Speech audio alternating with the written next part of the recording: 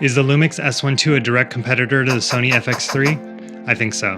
And since I've used both cameras quite a bit, I want to show some side-by-side tests and go over some of my thoughts on why they're so similar and which one's a better value for who.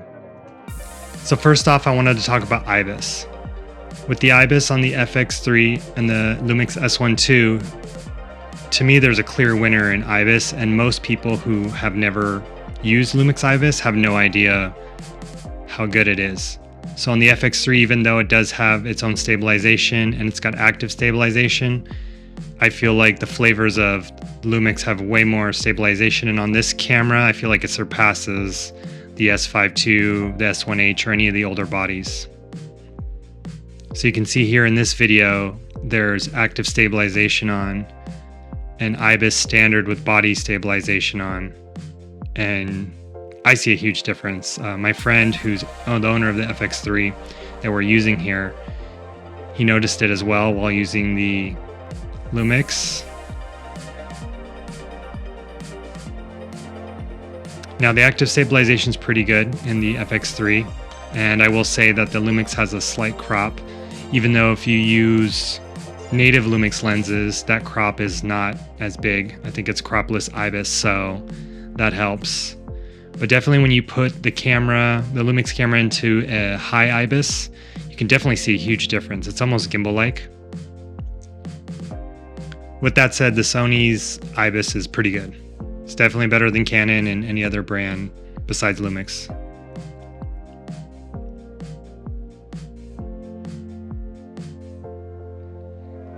Another point of contention for Lumix users is autofocus. So now with the new S1R2 and the S1II, you have face tracking. So you can tap to track someone's face. So here's some tests on how reliable it is.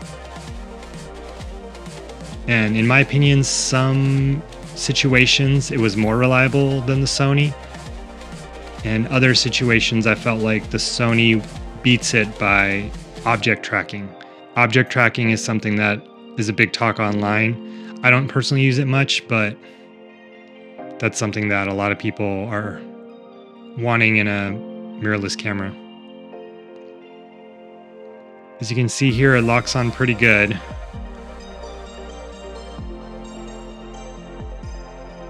I'm really impressed with the face tracking on this camera. I know the last one was pretty much trash on the S5II.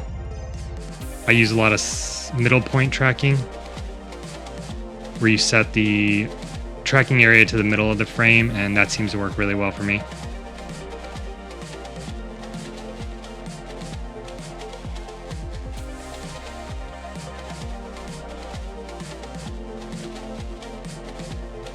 Here's some more basic stabilization tests without a subject in it. This is just camera stabilization, so no IBIS on. All these tests were done with a rig that had the Sony above and the Lumix below attached to it, so we could get the exact shots at the same time. Also to save time.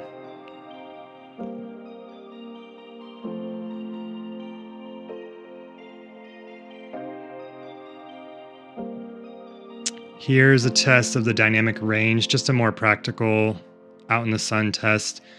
I personally didn't see a huge difference in dynamic range. I naturally like the Lumix image more, but that's just my personal preference. It's a little easier to color grade, and I think the colors are a little more neutral. This is with the dynamic range boost on. I don't notice a huge difference with it in most situations.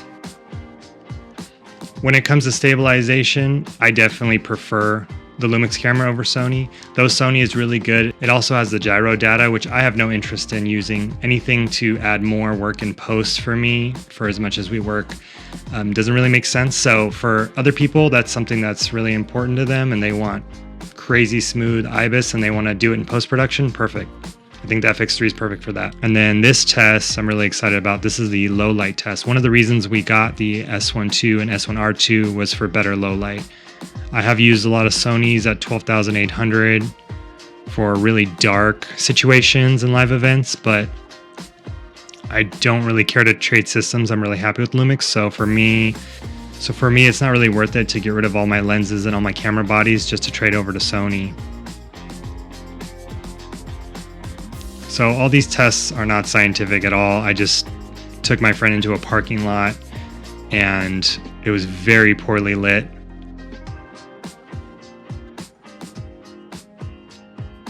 The colors were just putting a conversion LUT on. I didn't do any other coloring. I adjust all the exposure by the shutter. And yeah. What's interesting to me, the S1R2 has similar colors to the Sony at the lower ISOs, and then the S1II starts matching the color of the Sony at the higher ISOs, which I thought was strange. All three cameras can be color matched together. I just wanted to do the S1R2 since we were out doing this test anyways for my own curiosity and anyone else online. I know this isn't a S1R2 versus FX3 comparison. I personally feel the S1R2 is more of a photo-centric camera that also happens to do really good video.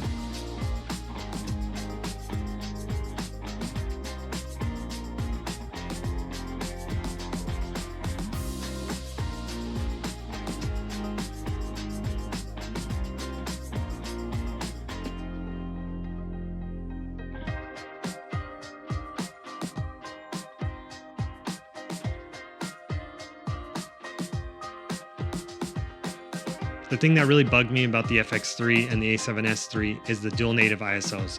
Yes, the 12,800 is great and it's a little bit cleaner than the S1II's 12,800, but practically the use of it was very frustrating. I would rather have an ISO at 5,000 and then be able to push up to 12,800 with a little bit of noise. Something that if I needed to, I could denoise in post and still be usable.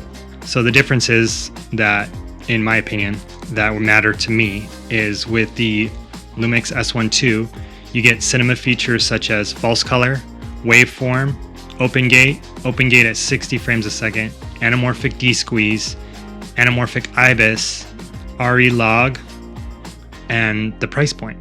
And with the FX3, where I feel like it beats the Lumix S1II is with thermal management and with lens selection. Are those two things big enough for me to want to jump ship or get an FX3 body? Absolutely not, especially after all the low light upgrades. I feel like with the new sensors and the way they manage low light, that was the only thing bugging me about Lumix for the last couple years, is wishing I had a little bit more latitude in low light. Having a cleaner low light image was becoming more and more of an issue for me.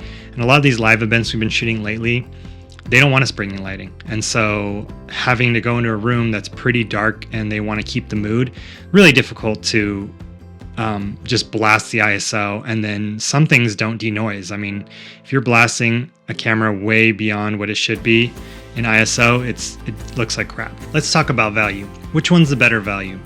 The Sony, the FX3 at $3,900, almost $4,000, and the $3,200 price tag of the S1II. That's a huge difference. That extra $800 that you save buying the Lumix, you could buy lenses, you could buy another camera. I mean, you can get a side angle B cam, you can get a camera on the used market, you can get lenses on the used market, you get a drone. It's endless. Thank you for watching my video about the FX3 versus the S1II. Hopefully answered some questions you might have with some of the side-by-sides. If you have any more questions, just link them in the comments below, like and subscribe, and till the next time.